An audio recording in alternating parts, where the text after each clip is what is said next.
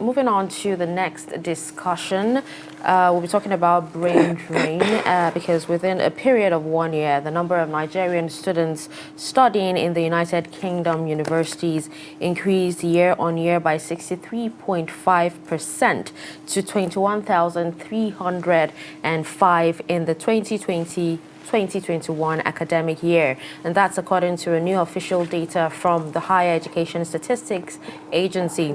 An analysis of the UK-based agency's enrollment data shows that from the top 10 list, Pakistan recorded the largest percentage increase with 65.7%, followed by Nigeria with 63.5%, India with 52.4%, Saudi Arabia with 3.6%, Hong Kong with 1.7%, and China with 1.4%. Now, the growing Nigerian interest in studying in developed economies, can be attributed to the easing of its immigration channels as well. And right here in the studio, we have Programs Manager, Migration from Africa Youth Growth Foundation, Patricia Ako, in the studio. Good morning, and thanks for joining us on Daybreak. Good morning, my pleasure. Yeah, welcome to the program. Thank you very much. Okay, now could you talk to us, around why do Nigerians love to study abroad? Okay, I will simply start by briefly talking about migration in general, and then we go into that. Migration is a fundamental human right that must be exercised by humans. And migration entails movement. And migrations are in different forms. We have internal migration and international migration.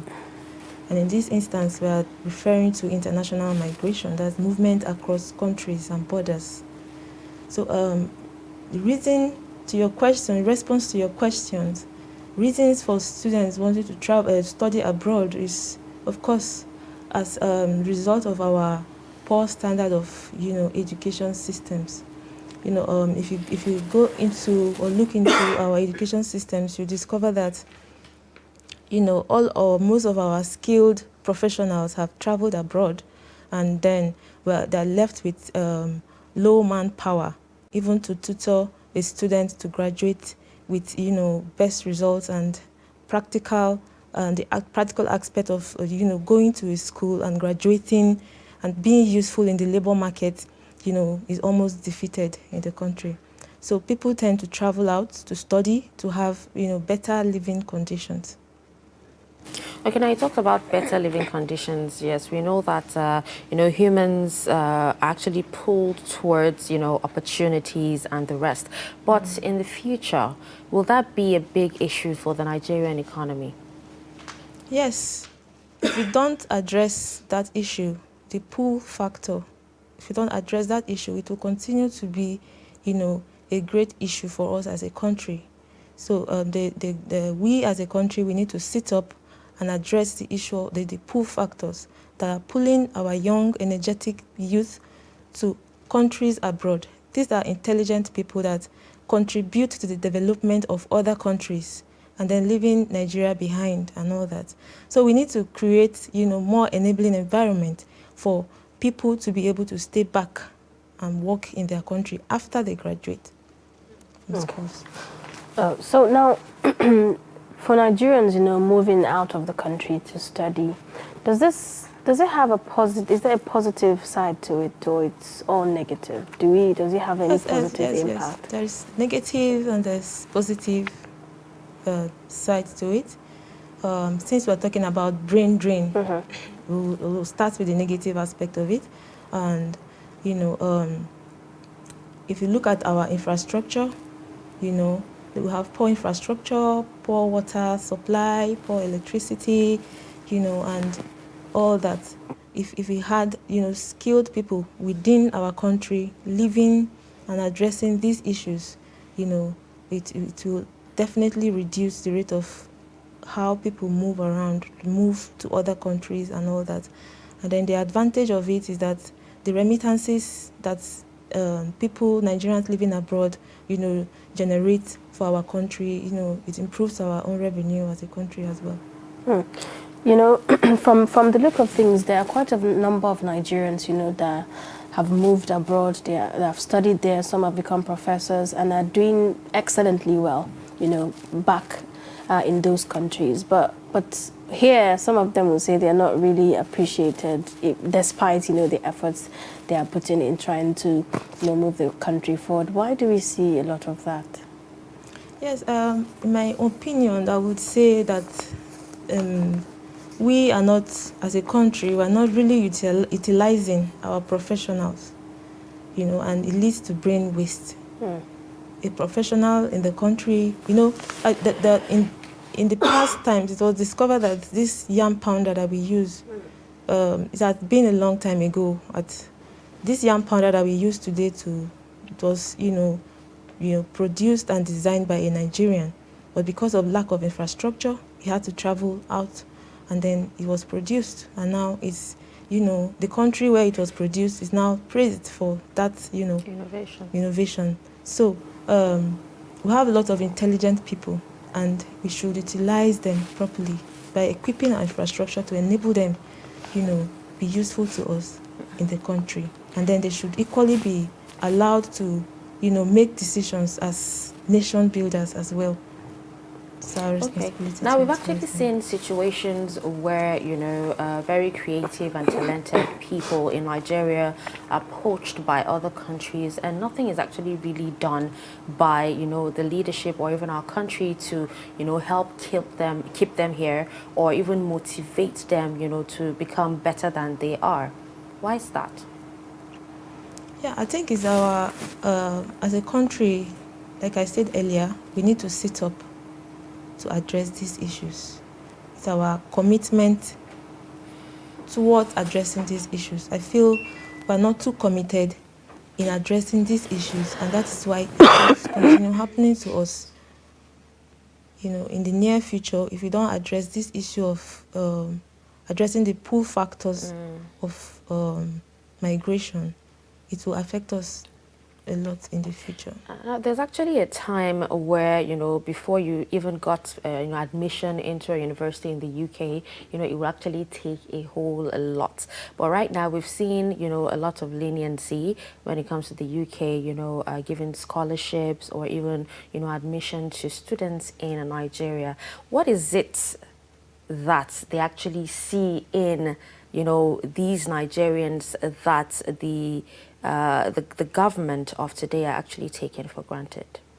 Yes, like I said earlier, over the years, I'm sure you and I must have seen on TV where Nigerians are announced as best in, you know, academic qualifications abroad and all that. They have seen all that, and they have seen the potential of young Nigerians, not just young, youth in general. They've seen the potential, and they've seen that we're energetic, and they've seen that we're ready to work and all that, and they see all these potentials, and they are definitely taking advantage of these potentials. Okay. You know, earlier you mentioned that migration is a human right. Yeah. Now, but would you say Nigerians are actually aware that you're allowed to migrate if you want to, and what are the processes? Yes, you're allowed to migrate, yes, as a Nigerian, and there are purposes why people migrate actually. You know, just wake up and say you're leaving. You should have a purpose as to why you are migrating out of your country, either to go and study, either to go and work. Some people migrate to go and live permanently in other countries and all that. So if I get your questions correctly, we could repeat that. Maybe it's like I missed out of the line. Repeat the question, please. Okay. I said you talked about migration being a human right. Yeah. So I'm asking if you think Nigerians actually are aware that it's their right to want to migrate. Yes, many Nigerians are aware that it's their right to migrate. And as an organization, we have actually done several campaign programs to address irregular migration, where we urge Nigerians to, you know, migrate through the regular pathway as against migrating through irregular routes that may lead to death, trafficking, and other dangers associated with regular migration. So I believe that majority of Nigerians are aware that it's their right to migrate. Yes. Okay, so let's talk about, global skills partnership, where a bilateral labor migration model, ensures mobility contributes to development of both countries of origin and also destination. Do you think that would, or that will or can fix, brain drain? Yeah, bilateral trade agreements, it can fix brain drain. A situation whereby both countries are working towards, their own infrastructural and economical development, where this trade agreement happens, where you have this agreement with other countries, and maybe you have your own young people trained, they're returned to the country to equally continue what they learned and then impact, positively in the society. But the situation whereby based on this agreement, young people are taken out of the country for trainings and all that, and they see that if they come back to their country, they will not be fruitful, they will not be productive, and they will not be useful to their country because the infrastructures on ground are not going to be enabling. They will tend to stay back. So it still boils down to us fixing our home. Okay. And now we're going to continue the discussion, but The incentives that the UK is actually getting might actually be good for them. But where does that leave Nigeria?